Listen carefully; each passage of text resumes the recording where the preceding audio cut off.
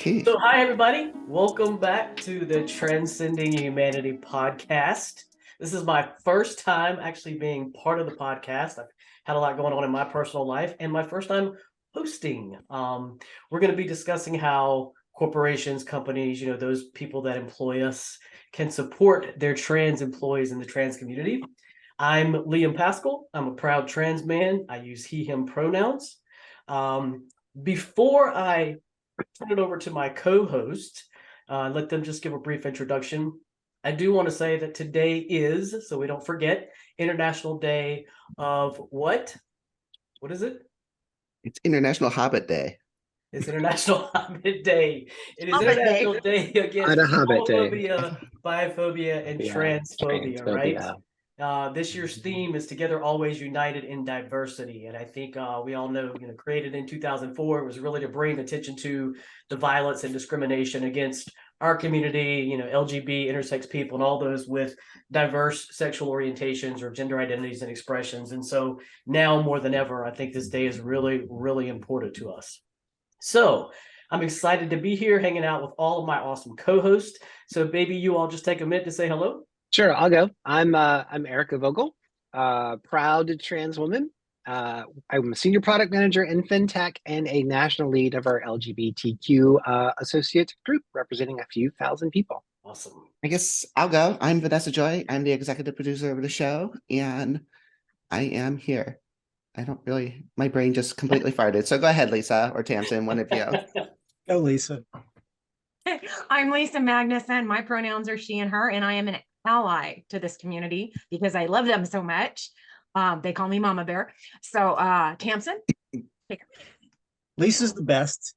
I'm Tamsin. I'm also a proud trans woman. I am also a product manager, actually, and I will be starting my new employment journey in 13 days. And I cannot wait because it's a company that actually fits some of the stuff we're going to talk about. Yeah. So excited for you. So excited for you. All right. I think we got everybody. So let's get into it. It's funny because Vanessa and I were just talking about this particular question before everybody joined, which is, what are some companies actually getting right in terms of supporting trans employees and the community itself and really trying to take a stand against the anti-trans legislation? Who wants to tackle that one? I saw one recently, which I hate to say Starbucks because they're so bad to their employees. But their ad out of India, was that you that shared that, Liam? I saw somebody else had shared it, and I think I commented on it or something. But yes, it was Starbucks in India. It was Taryn Talley, I think, that shared it. It was Taryn. Okay. So. Yep. It was very.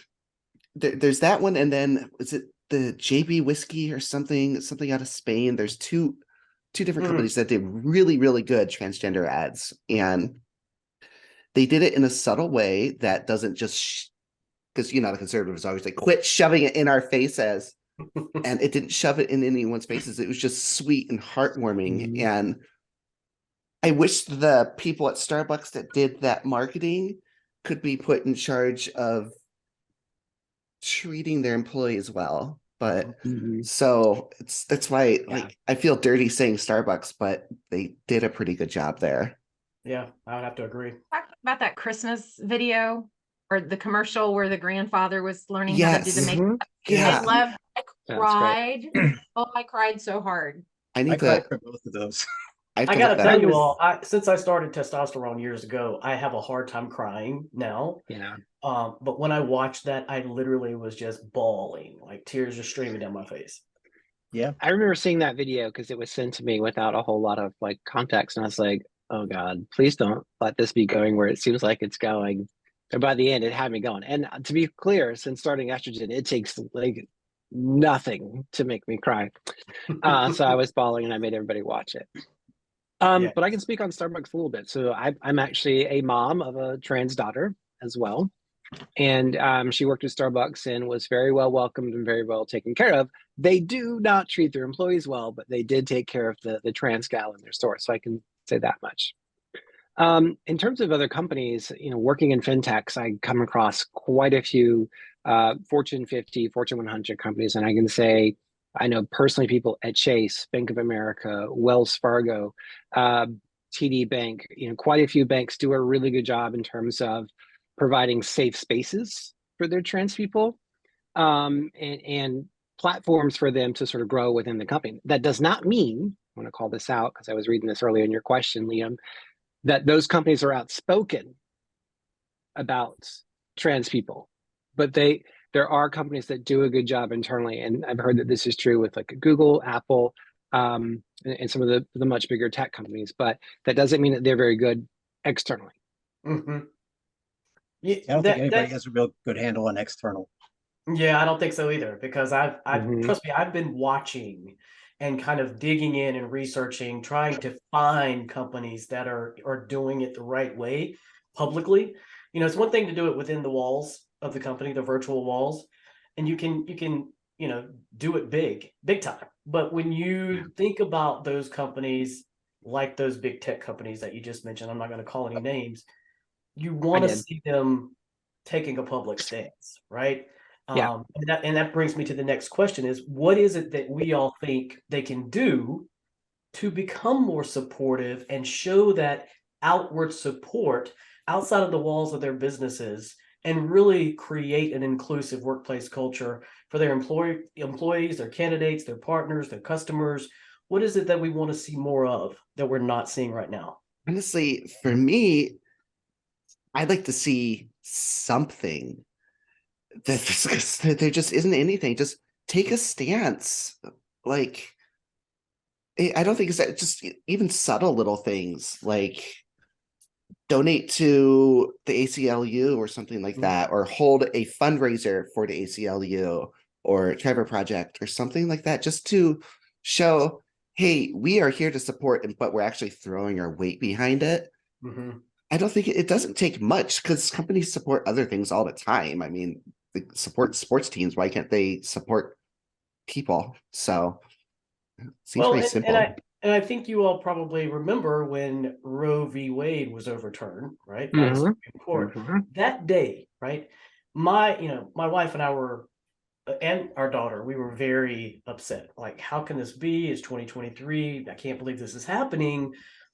And so immediately I start to see these companies posting on social media. So we're going to pay for our female employees to go to this safe state, we'll pay for their lodging and their travel. And I'm thinking, why aren't we seeing the same thing now when healthcare, gender affirming healthcare, is being taken away from the trans community? I have not seen one company say the same thing about that.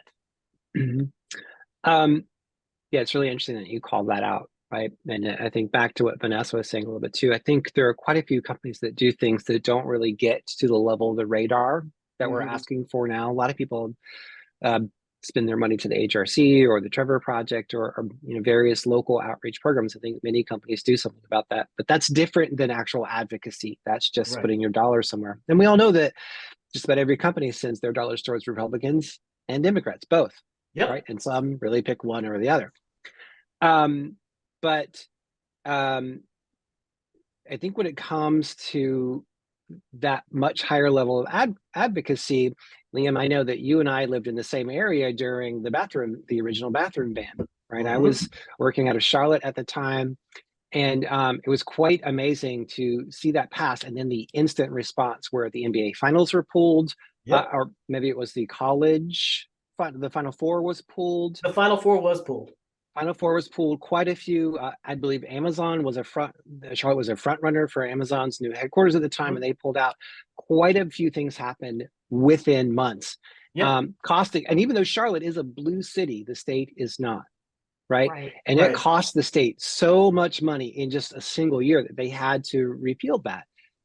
But where is that today? And I have found that silence quite interesting. We haven't heard from those same big organizations. It's deafening. Hey, this is not cool. And I can say from within the people that I know in the industry as a person inside basically DEIB, a lot of employees are asking this question: where are you, so-and-so employer? Why haven't you made a statement? What's different about 8 years ago versus today? Right. So I don't think many companies have risen to that level or have been willing to. No, and I don't want to do all the talking here, so I'm going to turn it over to someone else in just a minute. But I mean, even the list, I think HRC has this growing list of companies that are opposed to the anti-trans legislation, and you can do your own research and see that a good portion of those companies are also donating money to the people that are introducing and passing these bills. So being on that list doesn't really matter. No. And I think tagging off on what Erica and you just said, it all boils down to that bottom line. Where do we want to go? Are we going to stay under that radar? Or are we going to come above the radar and be hit because of our shareholders? Because who are their shareholders? Yep. Exactly. It's kind of like that, you know, when you're talking about all these companies that are doing the layoffs right now, right? It's we want to see them put people over politics. And I've said it 100 times, and I'm going to keep saying it. Human rights are not political issues. Don't tell me it's a Not political at all. issue. No. I mean, it's my rights we're talking about. That's not political. No. And that's the one thing as an ally. And you know, every time I see one of you post something and it really resonates, I repost it and say, talk to me about allyship. You know, come talk to me, because I think people, and I'll admit for a while, I was very on the fence, you know, but then the human rights aspect came out. And it's like, oh, no. We see this happening overseas. We see it happening here. And here, it's not just affecting one part of the country. It's affecting all of it. And I mean, you've got people who are ready to uproot and leave where they've lived their entire lives because they're not accepted anymore. And that is unacceptable in the United States of America. Yeah. I don't understand how, if you say you are for human rights, you are not on a bandwagon and being an ally to this community or any other marginalized community. We all bleed the same. You know, we all have similar emotions. We may not all have the same body parts, as in terms of, you know, we've got people who are born with certain items missing, you know, whatever. I don't know how to explain it. Certain bits. Yeah, Certain bits. missing. Yeah. Some have But- innies, some have outies, some have both. Perfect sense. But it's one of those things where if you say you are for human rights, then get on the allyship and help, because this is not about anything but humans. Exactly. Honestly, and that's the thing that just blows my mind, that people aren't understanding. Sorry, go ahead, Lisa. Oh no, finish. Go ahead. I'm finished.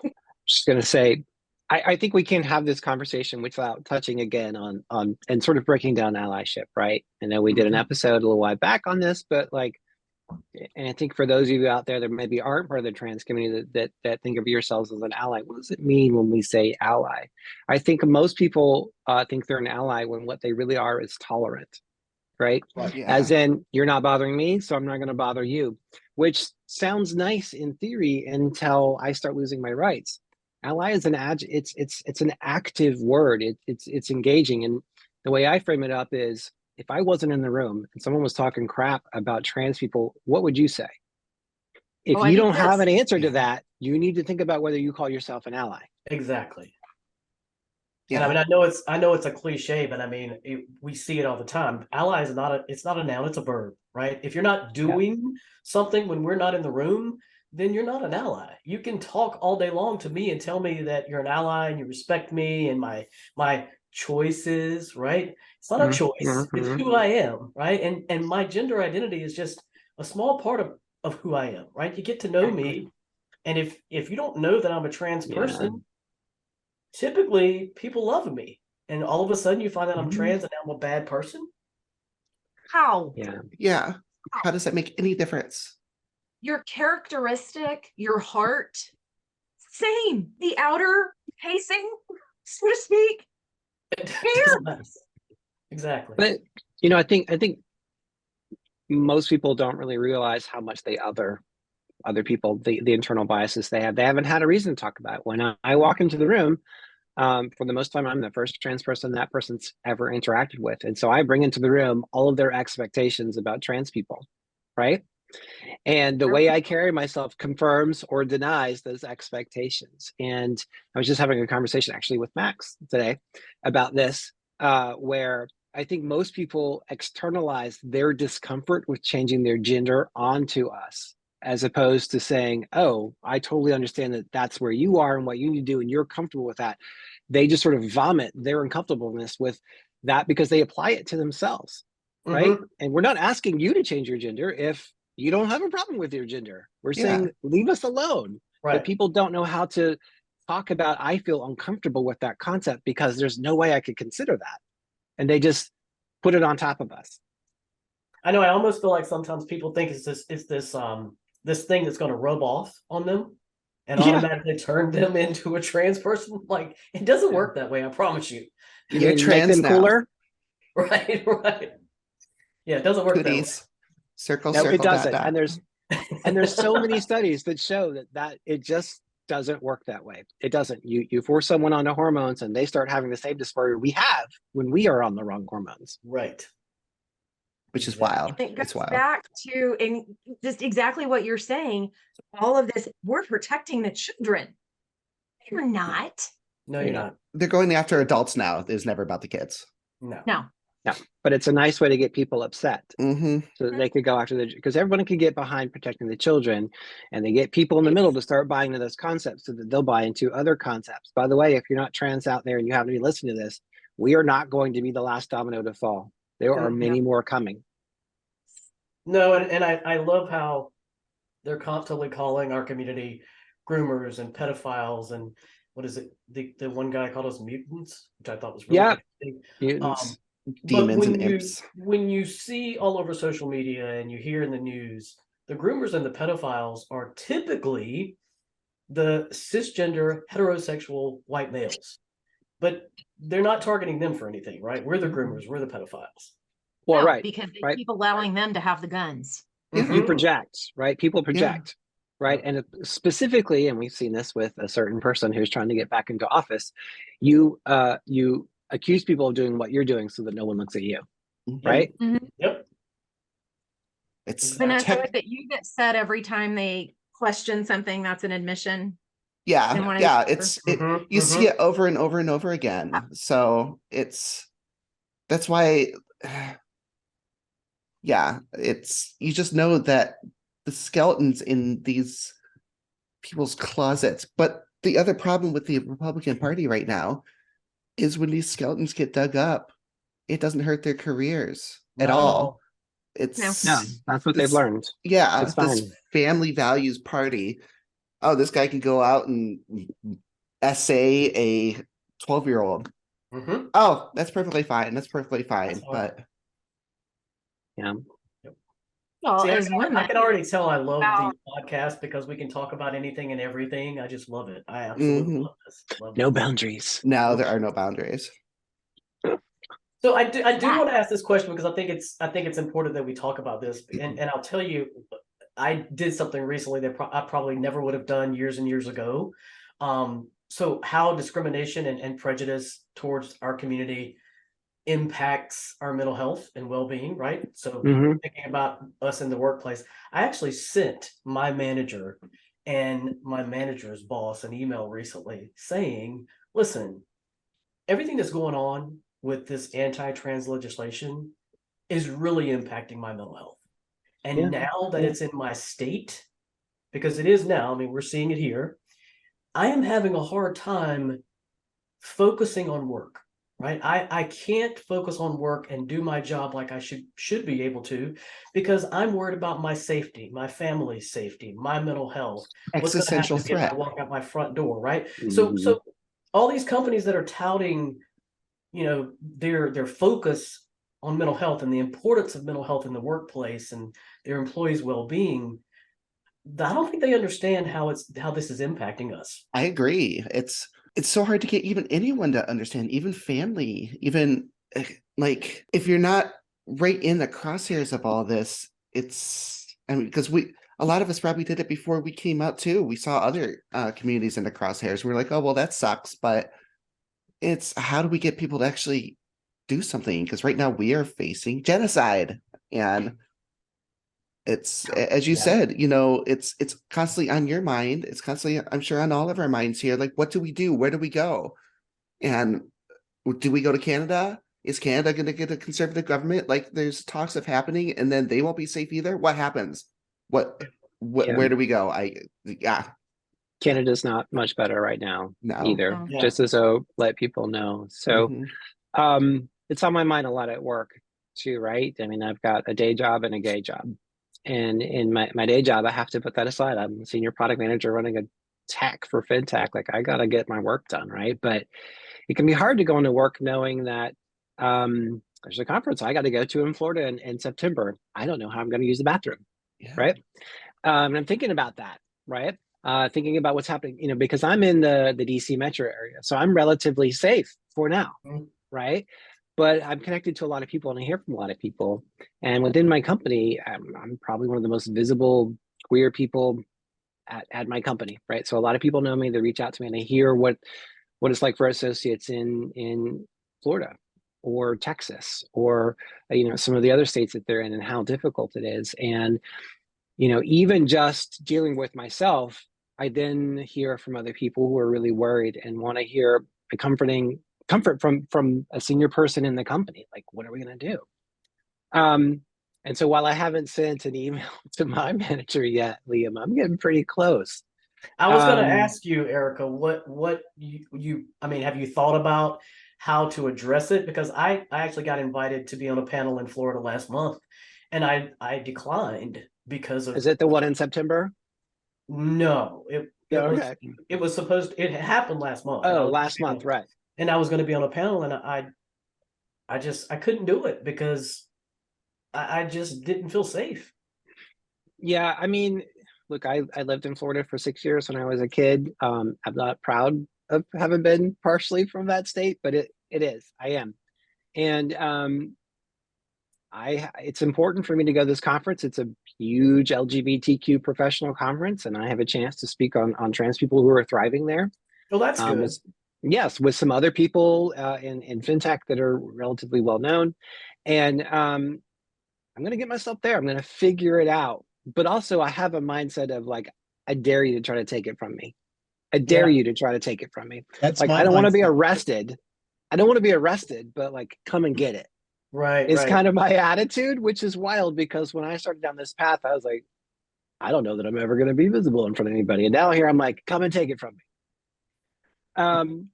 So yeah, it's definitely something that I'm having to think about daily and think about the people that I work with and the people like you that I hear from.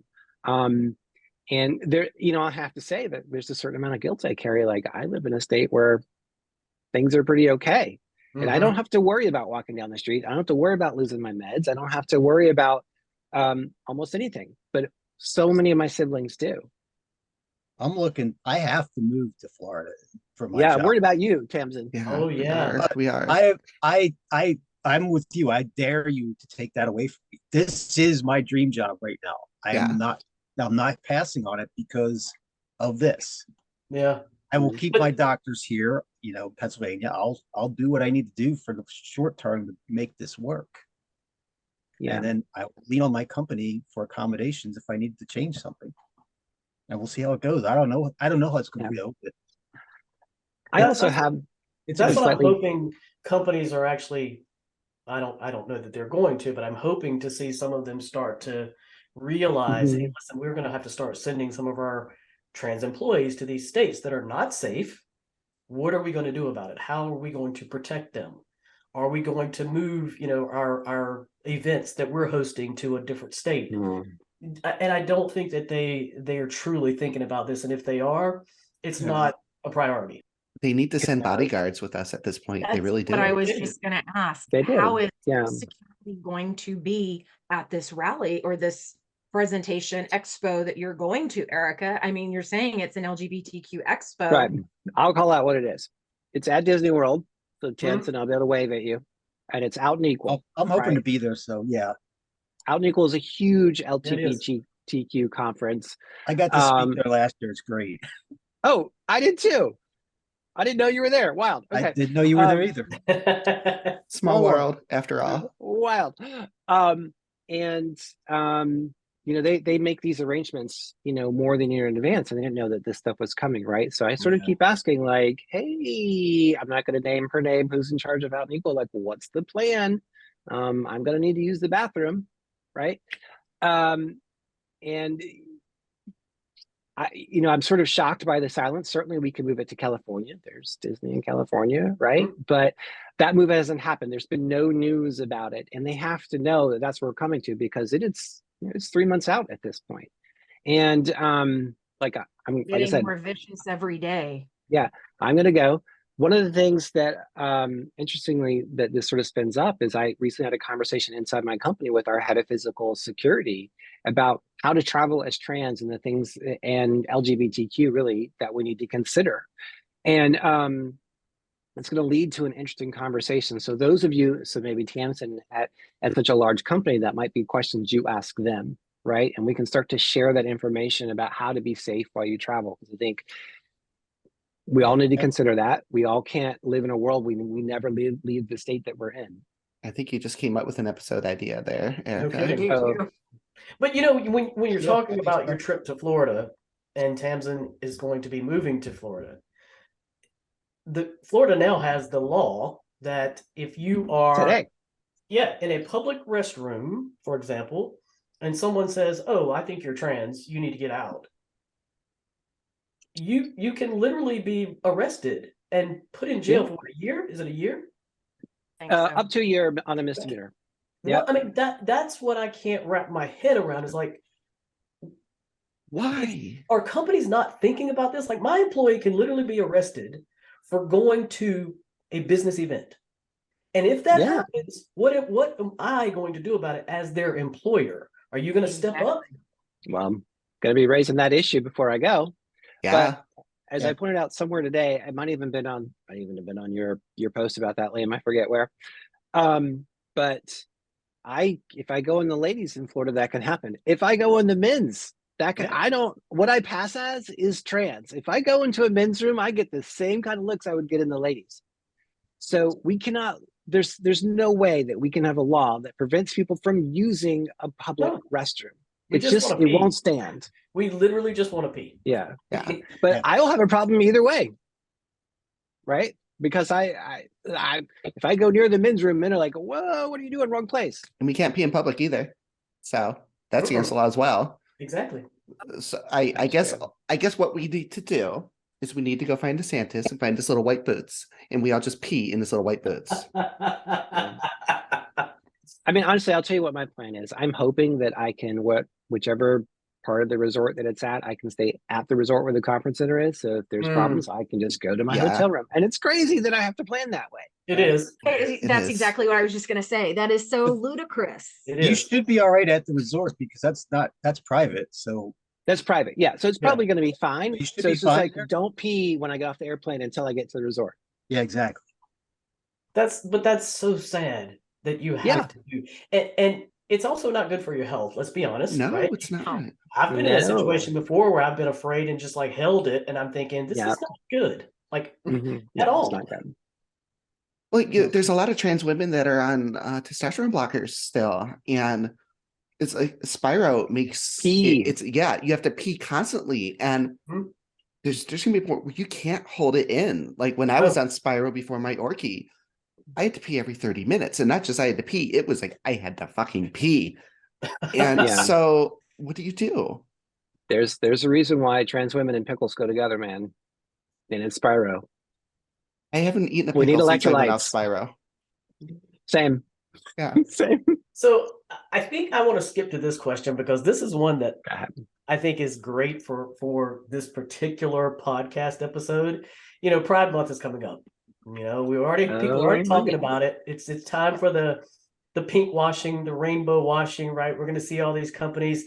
Let's change our logos. Let's fly the pride flags in front of our buildings. Let's make sure we're posting on social media. We're going to have all these events from our employee resource groups within, our offices and all this stuff. And it really, every year I just get more infuriated about this because I don't want you to celebrate me for the month of June. I don't that doesn't mean anything to me. I need to know what you're doing the other 364 days of the year and what you're going to do about this anti-trans legislation. And I'm just so frustrated right now with the fact that that's going to start happening very, very soon. We're going to start seeing all this. How are you all feeling about this? I mean, I'm not going to say that Pride's not fun because it is fun, right? It But is. it's obnoxious. It's obnoxious that it's become a revenue stream, right? And so when people start asking me to speak at their Pride events or they start talking about their Pride, the first question I ask is, "What's your DIB calendar look like? What are you doing all year long?" Like, it's cool that you want to celebrate me. I have a week for that, for Trans Week, Trans Day Visibility, and all that, and Pride. That's great. What are you doing the other 11 and a half months of the year? Yep. And not just for me, but for your employees. And so I will regularly ask people, like, if your company's putting out merchandise that they make money off of and they don't do anything outside of June, y'all Where's got that some money work to do. going? You got some work to do. Yeah. If you want to celebrate us all year long, and by the way, intersectionality, not just us, Not Yeah. just right? us. All Exactly. marginalized communities. How are Everybody. you Every single celebrating? one. Yep. So that's when it gets me. And I've been fortunate to work for the last 3 companies I worked through that have really robust calendars where we are talking about something almost every week of the month of the year, right? So I feel good about us, but I don't feel good about some other places. A lot of And places. most places are barely would even spend one day on Pride. Yeah. So that's wild to me that's what we're doing. But of course, capitalism, everybody's going to try to find a way to make money off whatever's hot. And June is all about selling rainbow merchandise. Well, I mean, and like you, I mean, I like to be celebrated as well, our community, but more often than not, I don't look at it as a celebration. I look at it as Yeah. that we're going to do this because we're going to show that we're inclusive for potential candidates. Yes. We are going to do this so that we can make money off of merchandise. We're going to do this to show that our employees, our trans employees, our LGBT employees, that we're inclusive, or to get on some, best place to work list for trans employees, for example. And it's no longer, I used to be really excited about it. And now I just look at it as this, sure, I get to do a lot of, speaking events and be on panels and all this other stuff. That's great to educate people, but I just don't, there's no real purpose in it anymore, in my opinion. Sure. I agree. Yeah, I agree completely. There's only so much that you can do just to talk about it. Like, if you're going to be selling all this rainbow merch, where's that money going? Exactly. Is it going to benefit your employees? Is it going to go into a trust to help your employees? No, it's just going into your pocket. And right. It's not being donated. Yeah, exactly. So, I mean, the one company I can think of actually that does a good thing, I've talked about them before, is Discord, where they set aside $25,000 for gender affirming care for their employees. And that's something they do year round. They don't smear that all over the place. Like, that's just, it's really only on their applications, but it's nice to know that that's there. But it would be nice to see a company actually take a stand and be like, this is what we do for our employees year round. Our employees are guaranteed to have our support with this, that, and the other, and even to the point where we are not afraid to pull our support from people who work against our employees' best interests. So, but as we've said about that before, that's not happening at all, period. It's radio silence. For me, it's gotten to the point where, sorry, let me just do this real quick. It's gotten to me for the point where I won't buy Pride merchandise from somebody who if I can't tell that money is going somewhere, like, I'll go to HRC to get my rainbow shirt, right? Or better yet, go to a local artist that's part of the LGBTQ community, buy from them, right? I don't need to give Target or Gap or whatever my money when I can't see where that money's going. Yeah. Right. I've got plenty of rainbow shirts, but if I'm going to buy a new one, it's going to go in the pockets of people that are actually doing something with it. And I encourage everybody watching this to do the same. It's not hard to figure out. I think someone else was And I totally forgot what I was going to say. Sorry, Lisa. I ran all over you. I'm so sorry. Lisa, you think about your thought there, and I'll certainly come back to you. But I mean, I think about all these big corporations, right? That they're global, that have 60, 70, 80, 100,000 employees. And I just, for me, it's like, you've got all this power.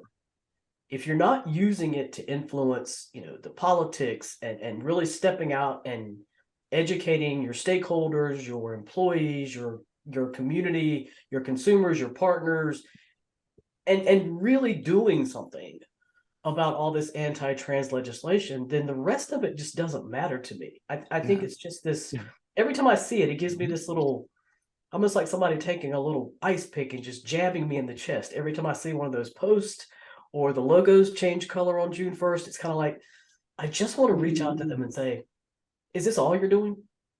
Yeah. Is this it? It's performative. It's absolutely performative. Sorry, Lisa. Well, no, you're good. You're good. I actually remember when Liam was talking about the major corporations. I mean, we've talked about this on a podcast before. Look at Bud Light. They had a great opportunity. And they, pardon my language, but they fucked it up. Yes, Right. they did. They did. They didn't just screw it up. They had the perfect opportunity. And you know what, Lisa, you just made me think of something, and it has nothing to do with this particular episode, but I have to say this because it's really bothering me. So I'm looking at a picture behind my desk of Dolly Parton, because I love Dolly Parton. Oh, yes. Yeah, And Dolly's always been like this huge advocate for the LGBTQ plus community. Well, her new album just came out, the Rock album. Did you all know that she has a song on there that like she duets with Kid Rock? No. Yes. Oh, I wonder if that had to have been recorded before, but I'm surprised she still put it on. Oh, It's been a while. She just might not be aware. It bothered me so bad. I don't know how she couldn't be aware. I mean, he made give her the benefit of the doubt. He made a complete fool of himself. Look at her record label. She, as the icon she is, and I have loved her since I was little too. Me too. I watched 9 to 5. I couldn't tell you how many times. I used to pretend she was my mom when I was a kid. And it's on every single one of my road trip playlists. I love her. She's on there. But as far as the icon that she is just like every other female in the music industry, driven by who's sitting at the desk. Yeah. And that's one of the reasons, people can hate on me all they want, but that is one thing Taylor Swift has done.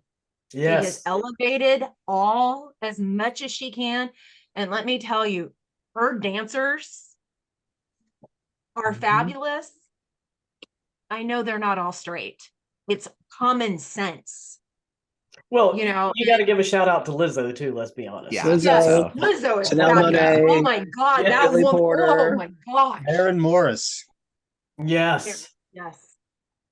She's all. Bring on all the women. And do you notice it's all women that are doing this? All women. Yeah. So I mean, I'm sure Dolly will do something pretty wild too, and maybe she'll do something and say something, Well, there is a song on her album where she's actually speaking out about the state of the world, and so she does do that in this album. But as soon as I saw the thing with Kid Rock, I was like, oh no. So download all of the songs except for that one. Exactly. Except for that one. There was a guy.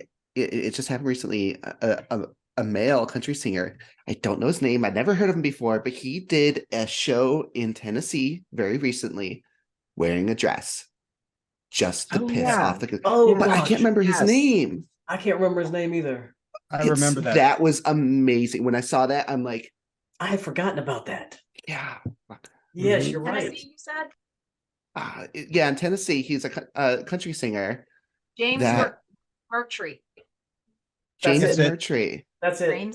He's not a very well known, I don't think, country singer, but yeah. He's from Texas, which is a good thing. So let's chalk that up for somebody from Texas is standing up. And The as soon fact that as I he's a get country singer from Texas and he did that, And that's a major stand too, to be Yeah. doing a country concert like that, because No there's kidding. going to be a lot of good old boys in that crowd. So Yep. I guess I was just a little bit. Wasn't there a group that did a concert at a Harley Davidson store in Tennessee that did the same thing? I saw that too as part of that. I haven't heard about that. I don't know if I've heard About that. the same time as well. Oh, wow. I love that. Yeah, that was big. Well, you're certainly not going to see much media coverage about either of those two things because, God forbid, they actually do something that is positive about about us. I think I saw actually. I think I might have vandalism. seen something on the Young Turks. It's the only place I actually can find anything like that. So sorry, Lisa. No, you're good. It's another Texas band. A Texas band? Is that what you said? Protest at they're called the Vandaliers, and That's they it. donated $2,000 to the LGBTQ organizations in the area. It was in Maryville, Tennessee. Marville, Tennessee. Marville, Tennessee. I only know that because I used to drive through there to drive on the Tail of the Dragon. So I think I do have one more question before we start to wrap up everything, because I've been talking to people about this as well. Is how can, if you had to say something to a company leader right now, CEO, president, whatever, how can they better educate their employees and their customers on trans issues and trans rights? And I'm going to start with this. I've heard for many, many years, every company I've ever worked for basically say, well, we can put together this training and we can make sure we put it out on our learning management system and offer it to everybody, but we can't make it mandatory. And I'm like, but why not? Why can't you make it mandatory? Well, because some people may get offended. Well, guess what? If they get offended, they're the ones that actually need to attend the training. So make it mandatory. yeah. How is it any different from sexual harassment training? Exactly. How is it any different from any other bias or The same thing. microaggressions? Exactly. Or the employee code of conduct that Exactly. everyone signs at every company ever. Yep. So what would you all say if you were sitting down right now with some of these CEOs? What would you say to them about what they can do to really educate their employees and do better? I would say to educate yourself first. Yes. Yeah. Understand what we face so that you can do something about it and use your stature for good. Be a leader. Oh, be a leader. Yeah, this is one of those things, Tamsin, that like top-down leadership is a huge deal, right? If you can get senior executives, C-suite, whoever runs your company to, if they're bringing Liam in to come and talk about it, it should start with them. Yep. Right. Yeah. Because they set the tone. Right. So that's like just step number one. Hey, if you're asking me what can you do, you can set the tone. Right. And have follow-up afterwards too. Thank you. Yeah. Don't leave it at just that one. Have Liam come in. Don't leave it at just at that. Like, take some things that Liam says in his presentation and implement that as permanent policy at the company. Absolutely. So otherwise it's still just performative in the end. Right. Well, and better yet, get on the phone with Liam once a month and have a conversation. Yeah. And learn about what it's like to be a trans person and live in this world that we live in, right? Understand our lived experiences. And I think that's the disconnect, right? Is they just don't get it. They don't know what it feels like to be us and to struggle with what we're dealing with right now. It's not, there's a huge disconnect there. And I think, you said, Vanessa, be a leader. It starts top down, and you've got to model that behavior, because if you don't, no one else in the company is going to care. You can talk about it all day long, but if you're not doing it and they're not seeing you do it, they're not going to do it. Walk the walk. Yeah. And don't feel challenged if they call you out on it. Change. Yeah. Accept that. Say, oh, I, totally screwed up. I didn't do what I had told you I wanted you to do. So what should happen to me? And I think, like you said, the top down, that's really good. The problem in education we had with that was something happens at the the corporate level, not the corporate level, central office level, Mm. which is where our admin go. They bring it back to us. There is a disconnect between central office and our campus. Then you're going to have what I call the fuddy-duddy teachers, the ones who are there pretty much just because it's a stable job. They get a They've been there for paycheck. years. Tenured. Been there for years. They claim tenure, even though at my district, we didn't have tenure. But their attitudes don't change. They refuse to call Henrietta Mark, Right. you know, and or they, you know, you weren't on the podcast when I talked about it, but I've been privileged, and I consider it a privilege when counselors put students into my classroom, and out of the 20 some odd 100 kids that I taught over the 14 years, I had 4 that were going through transitions. They always came to me, and that was because my counselors knew. Yeah, oh yeah. No, I had my LGBTQ kids coming in all the time, whether they were my students or not, because they knew I was safe. But then they'd get another teacher in my department, and that teacher refused. And it got to the point where I wrote a letter to the counselor and said, send this kid to me when they're supposed to be doing work. I don't care. And that's what happens. It's that mindset. And yes, it's this white man, but very old school, very religious, everything like that. And I'm like, for somebody who claims to be religious, you are sure not acting like what I consider. Well, they love to use that religion card. Oh yeah. All the time. All the time. Something that I would like to a log to put on the fire here, right? Because I think a natural inclination is if a leader reaches out to one of us to talk about how do I support trans people, right? And we've said be a leader. If you're fortunate enough, and yes, fortunate enough to have a trans or non-binary person or people working for you, don't make them be the ones that go on the stage, right? If that's something they want to do, that's something they volunteer for, great. And by the way, you should compensate them for educating your company for you. But go out and learn, go out and talk to the experts so that you can bring that back. Not all trans and non-binary people want to be on a podcast like this or want to get up on the stage and have those conversations and feel exposed, right? So don't force your employees to do this, but if there's an opportunity for them to volunteer to join you, be open to that, right? Create content that helps people understand the trans experience, what it means to be trans in real life, right? And you should be doing that for all of your marginalized communities, intersectionality again, right? What's your calendar look like? Send your people that are interested in championing this to conferences to go and get training and bring that back and model it, right?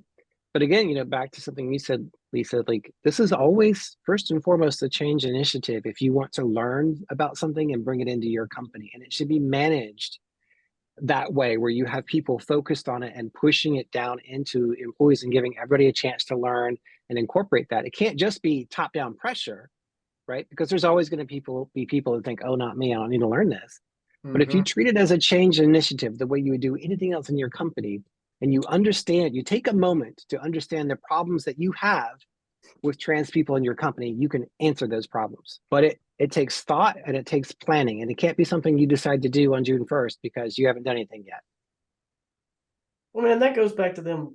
Just stop othering us, right? Treat it like anything else you do in your company. It's something that needs to be done. It needs focus. It needs to be a priority. And, you know, I think for me, it's also stop cutting the budget for diversity, equity, and inclusion. Stop laying off your whole DEI team. That's number 2. And number 3, I don't really think you can have a truly effective DEI team unless you have representation from many marginalized groups, right? You can't have all women, all men, a combination of the two. You've got to have representation, true representation from all marginalized communities, because if you don't, you're doing it wrong. Diversity is the first word in that. It's very simple. What was that you said, Vanessa? Joking. Diversity is the first word. Thank you. Absolutely. Thank you. Diversity. It's just I see it happening all the time now. People are saying, "Hey, yeah, I was on the DEI team at this particular company. I got laid off. Our whole team got laid off, or there were 12 of us. Now there's 2." And I'm like, that should be the last group you want to get rid of. Yeah. Yeah, and they should report into the CEO. They should have, dedicated funding, even though it doesn't have direct ROI to the bottom line. So many things that go into the short-sighted decisions to cut the E&I people. Yep. So, yeah. I would argue that it actually does have something to do with the ROI. Yeah, but it's not tangible, so it's it's not tangible. Yeah, it's not real tangible. easy to Urban focus. environments don't see it that way, but it does.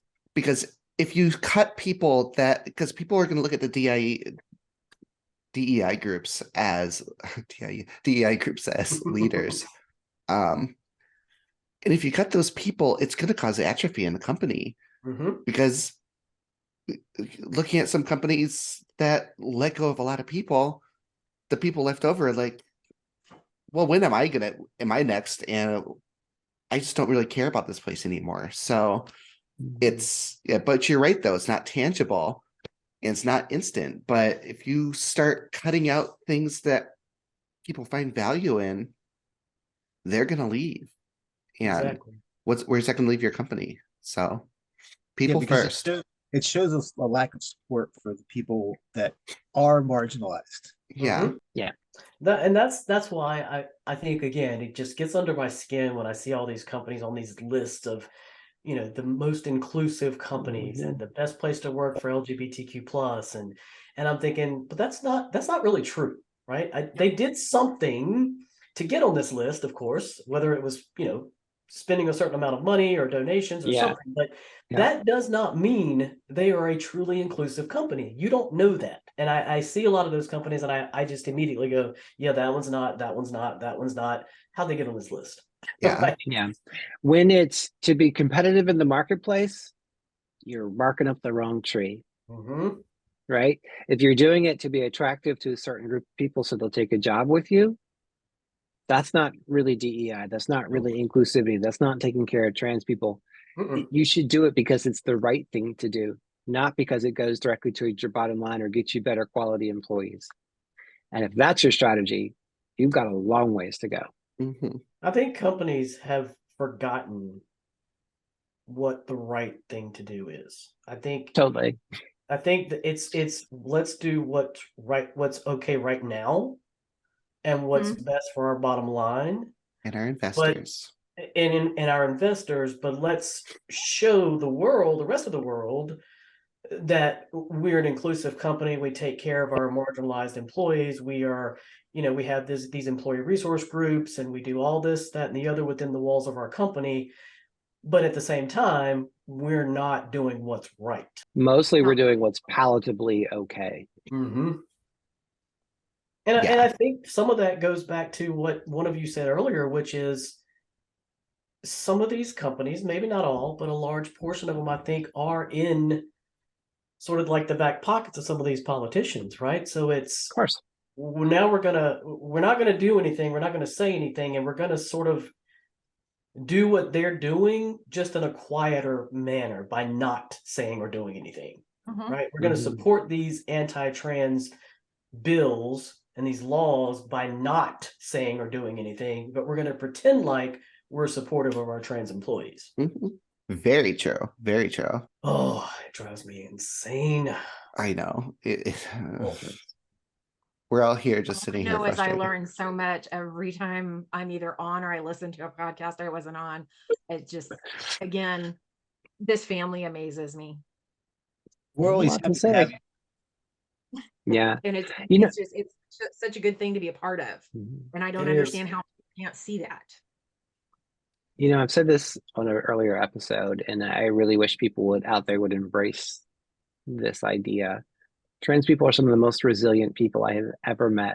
I've been through a lot of stuff in my life that doesn't have anything to do with being trans.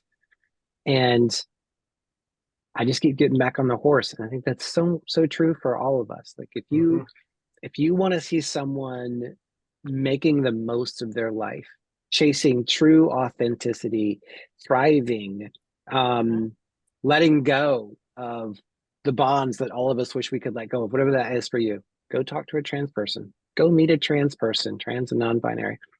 Put down the self-help book. Go talk to one of us. You're going to learn a lot about life and figuring yourself out, even if you're not trans. And I think that gets missed a lot in this conversation that we keep finding ourselves in, and the way people talked about us. Like, we're pretty amazing people, and we're usually very open, we're very welcoming, we're very friendly. And I think the average person has a lot to learn in terms of finding yourself from trans people. We are a valuable, vibrant aspect for all the places we work, whether your employee wants to say so or not. Mm-hmm. If you Yeah. want Your someone that can put employer, up with not your shit, it's employee. us. Yeah, the resiliency thing is very true, right? You cannot ask for a more resilient group, flexible, open-minded. I mean, you just could not ask for a better employee than someone from the trans community. You really couldn't. I mean, think about what we're going through now, and we're still every single day getting up, putting a smile on our face, attending meetings, leading projects, leading teams. And we're doing all this while in the back of our minds, all we're thinking about is when's that next bill going to drop? Yeah. When will I not be able to leave my house? Yep. Or can I leave my house without worrying that somebody's going to, potentially harass me or attack me when I do that? Yeah. It's terrifying. It's terrifying. We're the least scary people I've ever met. Yeah, we really are. So no kidding. Just got to give us a chance. But they're just projecting on us. It's all boils down to projection. So absolutely, we're an easy target. So I know we're getting to about the end of our episode, and I hate it because I'm really enjoying this conversation. But I wanted to give, first of all of you time to share any final thoughts that you have about the topic that we've discussed tonight, or really anything that you want to get across as a message to the trans community, our supporters, our allies, and the companies that we've been talking about. I'll actually do a quick start. Oh, go ahead, Lisa. Okay. It's something that I actually want to start implementing into the show at the end of the show, to plug trans and ally owned businesses, just so people know, hey, here's a place that you can go. So I want to do the first one and shout out when it's actually my electrolysis place. It's called Transformative Hair Removal Clinic in Stow, Ohio.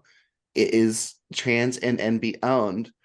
And they have their electrolysis, they do laser and everything. It's very small. They're struggling. They need help growing, but they're fighting against all the other hair removal places in the area that have more money to spend on advertising. So if you live anywhere in the Northeast Ohio area, they are truly transformative. Honestly, they're wonderful people. They are part of the community. Your money is going directly to trans and NB people. It's transformativehairremoval.com. I'll put a link in the description of both the podcast and the YouTube channel. I just want to tell companies, do better. Do better. You've got opportunities all over the place, and don't hesitate. Just do better. And if you are on the fence about being an ally, take me out. Let me know. Holler at me. Reach out to Mama Bear. My final thought would be, following on what Lisa said, do better and be brave and put yourself out there, because if you take that risk, you'll take some heat for sure, as we see in Florida with a certain company that I won't mention right now. But it's worth it, because it shows that you really do care about your employees.